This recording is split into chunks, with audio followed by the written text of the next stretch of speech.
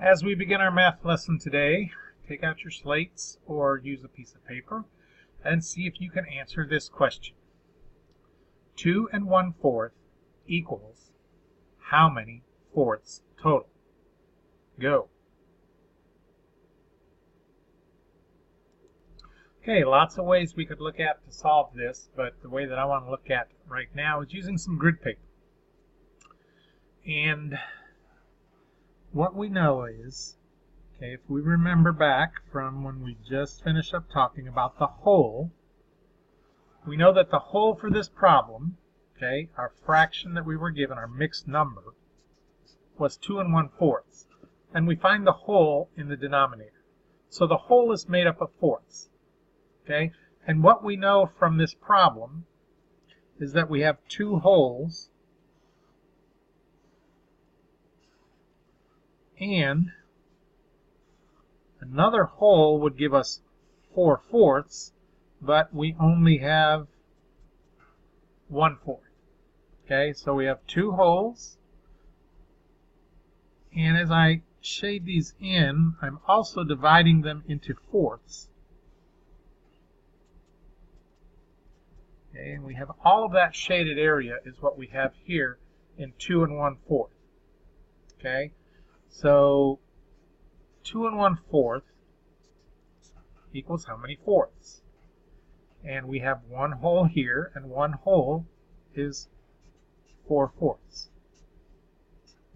And we have another whole, which is 4 more fourths. And then we have another fourth of a whole, and that is 1/4. And what we've learned from adding with common denominators is our denominator stays the same, so our answer is going to be in fourths. Okay, and how many of those fourths do we have? 4, 8, 9. So the answer to our problem is 9/4. And we'll put that 9 over here as well. So 2 1/4 is the same as, or is equal to, equivalent to 9/4. 9/4. Another way that we could solve this problem would be by the use of a number line. What we have here is a number line from 0 to 3. And the number that we are looking for, the mixed number that we are given, is 2 1/4. So I'm going to start here with the 0, and I'm going to go 2 spaces, 1, 2. So there's my 2. And this is divided into 4 equal spaces, so 1/4 would be 1/4 more. So there I have a measurement of 2 1/4, or a fraction, a mixed number of 2 1/4. And if I want to know how many fourths that is total, again, I can just count. 1, 2, 3, 4, 5, 6, 7, 8. So the 2 is equal to 8/4. That gives us the 2. And I have 1/4 more from this piece right here. And so 2 1/4 is 9/4. Okay. So now let's take a look at what this might look like in solving a real-world situation. And here's our situation. Sophie works at a deli counter at the supermarket. She sliced 1 3/8 pounds of ham and then stopped to help a customer. When she was done, she sliced another 2 7/8 pounds. How many pounds of ham did she slice in all? Okay, so I'm going to look at this a couple different ways, but let's take a look at the numbers in the problem. She worked at the deli counter and sliced 1 3/8 pounds, and then she sliced some more, and they want to know the total altogether. So we're going to add, and the amount that she sliced the second time was 2 7/8. Okay. So we're going to try and add those two numbers together. And so let's just look at this with a diagram. Okay, and there is 1 whole unit. Now notice I made it so that that 1 whole is put into eighths, okay, because that tells me what my whole is. 1 is 8/8, and then she sliced 3/8 more. So I'm just going to go ahead and do it like this. Okay, and this piece represents 1, or 8/8. This piece represents 3/8. Okay, and then she also sliced an additional 1,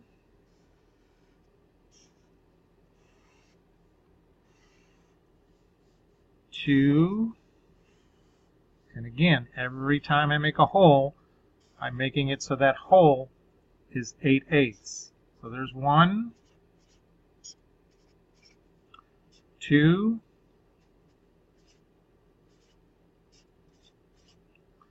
and 7/8 more. I'm going to put that up here, and it's going to be just 1 square shy of another hole.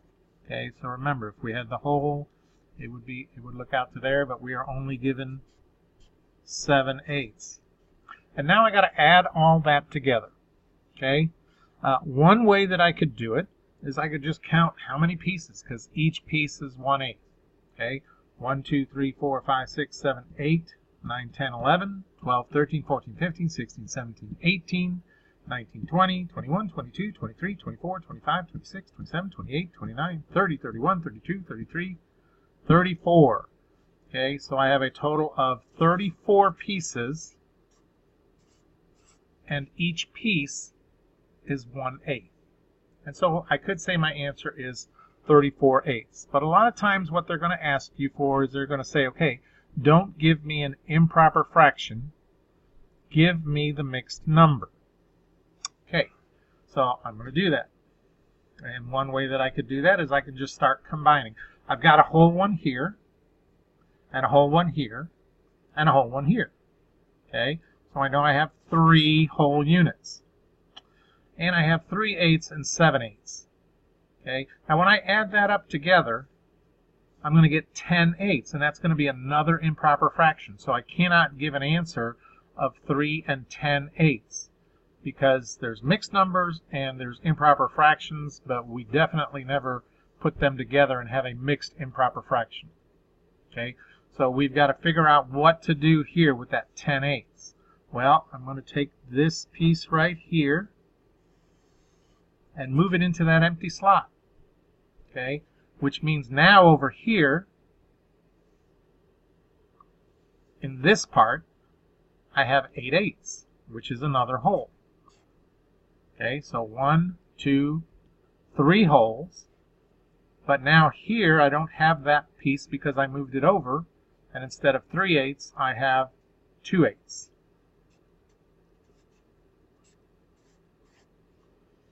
Okay, and now I can combine all of these and come up with a grand total of 4 whole units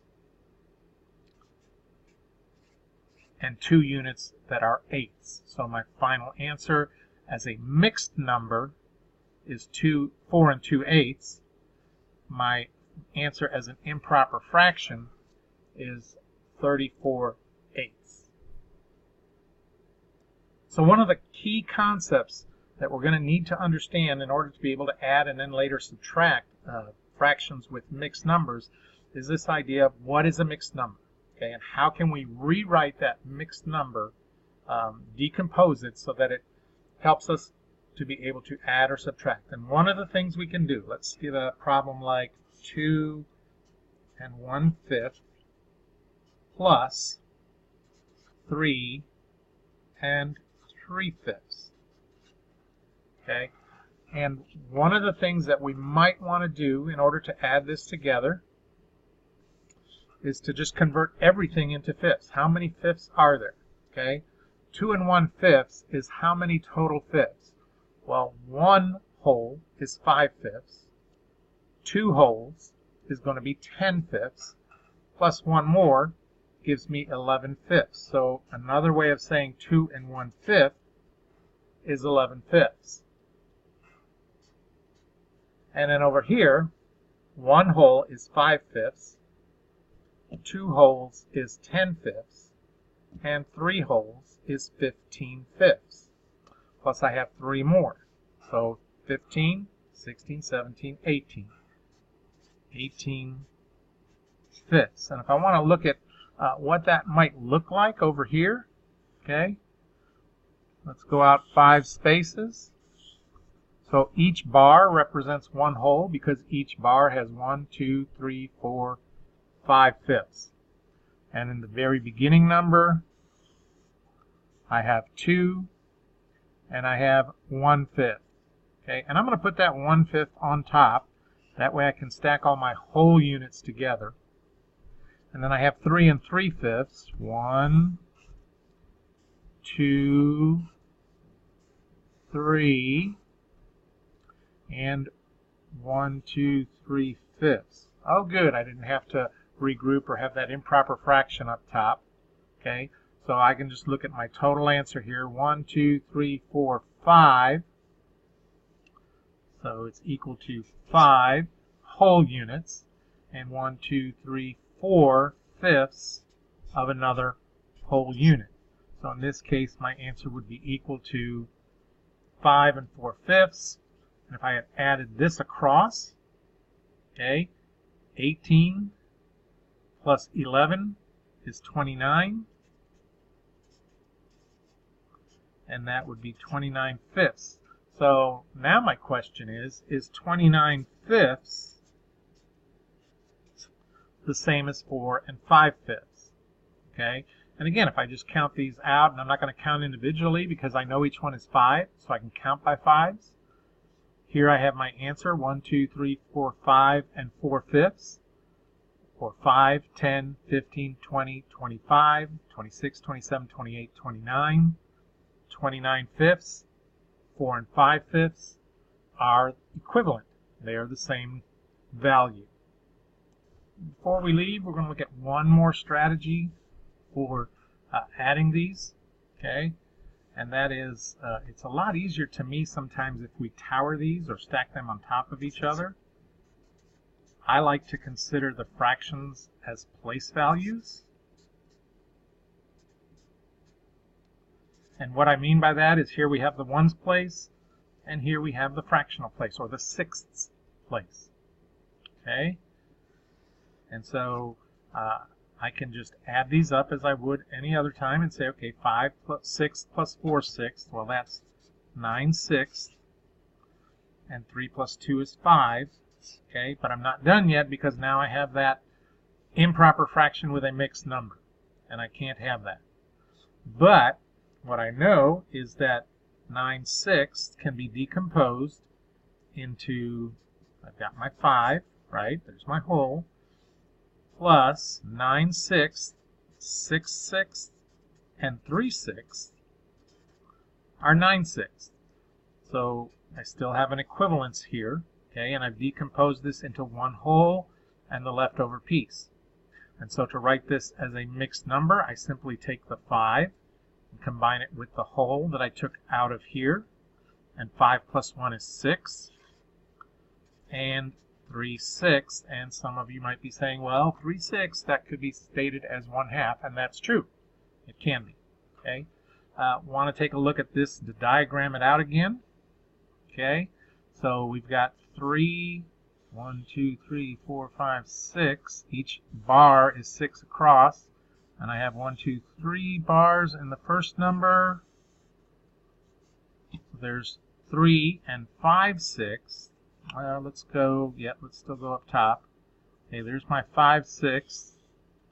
1, 2, 3, 4, 5. 3 and 5/6. And to that I'm going to add 2 and 4/6. 1, 2, and 4/6. Okay, now the first thing I'm going to do, instead of just putting 4/6 down here, is I'm going to use one of those to complete this here so I have all whole numbers up top. So there's 1/6 more, and I still need 3 more 6s to make my 4/6. Okay, And so that's the answer to my problem, 3 and 5 6 plus 2 and 4 6. Here is my, let's see, let's use a little bit of color here if we can find it. Okay, here's my 3 and 5 6. So there's 1, 2, 3, and 1, 2, 3, 4, 5, 6. So there's 3 and 5 6. And I think I have some blue here. Oh, that's not going to work. Let's just use a red pen. Okay, and so I have 2 and 4 6 more that I'm adding to it. 1, 2, and 1, 2, 3, 4, 6. Okay, so I've added all that together, compiled it, and what I end up with is 1, 2, 3, 4, 5, 6 whole units, which is what I have here, and 1, 2, 3 partial units, 3/6, which is what I have here. So that's another way you can do that type of addition.